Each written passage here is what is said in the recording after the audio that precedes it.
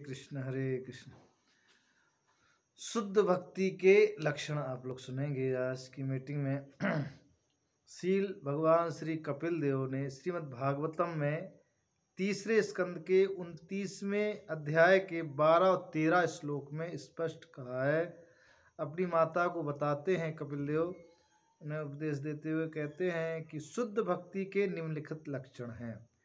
वो बोलते हैं, हे माता, जो मेरे शुद्ध भक्त हैं और जिन्हें भौतिक लाभ या दार्शनिक चिंतन की कोई कामना नहीं है, उनके मन में मेरी सेवा में इतने तल्लीन रहते हैं। भगवान कपिल कहते हैं, जिनको किसी चीज़ की कोई भौतिक लाभ नहीं, कोई किसी चीज़ की ज़रूरत नहीं और मेरे चिंतन में सदैव लगे रहते हैं, तल्लीन रहते हैं, वे मुझसे उस सेवा में तल्लीन रहने के अतिरिक्त और कुछ कामना नहीं चाहते। वो चाहते हैं कि मेरे अतिरिक्त कुछ भी वो भक्त नहीं चाहता है, यहाँ तक कि वे मेरे धाम में मेरे साथ रहने की भी याचना नहीं करते। कपिल भगवान माता से कहते हैं कि भक्त जो शुद्ध होता है वो ये भी नहीं चाहता, जैसे हनुमान जी, श्री राम जी उनको लेना जाना चाह रहे थे लेकिन हनुमान जी नहीं गए।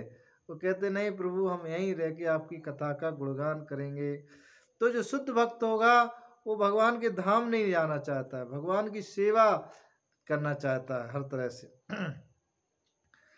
मुक्ति 5 प्रकार की बताई गई है। कपिल भगवान कहते हैं, भगवान से तदाकार होना सायुज्य मुक्ति कहलाती है। भगवान के साथ उसी लोक में रहना सालोक मुक्ति कहलाती है। भगवान के समान स्वरूप प्राप्त करना सारूप, और भगवान ही की तरह उन्हीं ऐश्वर्यों का भोग करना साष्टिक, तथा भगवान के संगी रूप में रहना सामीप। भक्त भौतिक इंद्रिय तृप्ति को तो ठुकराता है ही है, वह 5 प्रकार की मुक्तियों में से किसी प्रकार की मुक्ति की कामना भक्त नहीं करता। जो शुद्ध भक्त है वो किसी भी तरह की कामना नहीं करता है भगवान से कि हमें इस तरह की मुक्ति प्राप्त हो।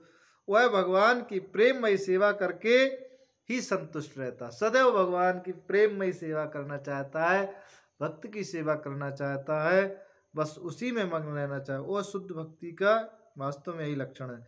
श्रीमद् भागवत में कपिल के उपयुक्त कथन में शुद्ध भक्ति की वास्तविक स्थिति का वर्णन हुआ है और उस भक्ति के प्रारंभिक लक्षण को भी परिभाषित किया गया है। भक्ति के अन्य लक्षणों का वर्णन श्रील रूप गोस्वामी ने विभिन्न शास्त्रों के साक्ष्य समेत किया है। उन्होंने दिया है, शुद्ध भक्ति समस्त प्रकार के भौतिक क्लेश से अविलंब राहत देती है।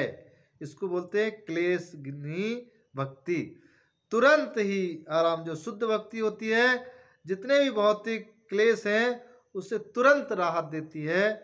तो उसको क्या कहते हैं? क्लेशघ्नी भक्ति, क्लेशघ्नी। और दूसरा है, शुद्ध भक्ति समस्त कल्याण का शुभारंभ करने वाली है। जितने भी शुभ कल्याण है, शुद्ध भक्ति उनका करने वाली, उसको बोलते हैं शुभदा भक्ति। नंबर 3, शुद्ध भक्ति स्वतः दिव्य आनंद प्राप्त करने वाली है। सदा सानंदानंद विशेष आत्मा भक्ति उसको कहते हैं, सदैव आनंद में रहने वाली। तो ये तीसरे तरह की भक्ति है। और चौथे प्रकार की भक्ति क्या है? शुद्ध भक्ति बिरले ही प्राप्त हो। शुद्ध भक्ति जो होती है वो बिरलों को ही मिलती है, उसको सुदुर्लभ भक्ति कहते हैं।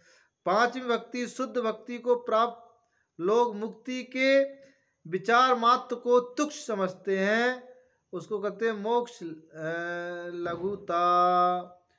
और 6ठी भक्ति है, शुद्ध भक्ति कृष्ण को आकर्षण करने का एकमात्र साधन है, उसको क्या कहते हैं?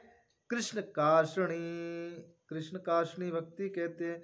कृष्ण सर्व आकर्षण है, समस्त चीजों को आकर्षण करने वाले हैं, किंतु शुद्ध भक्ति उन्हें भी आकृष्ट करती है, उसको क्या कहते हैं?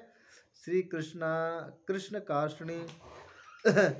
इसका अर्थ यह हुआ कि शुद्ध भक्ति साक्षात कृष्ण से दिव्य रूप में ही अधिक बलवती है, क्योंकि वह कृष्ण की अंतरंगा शक्ति है।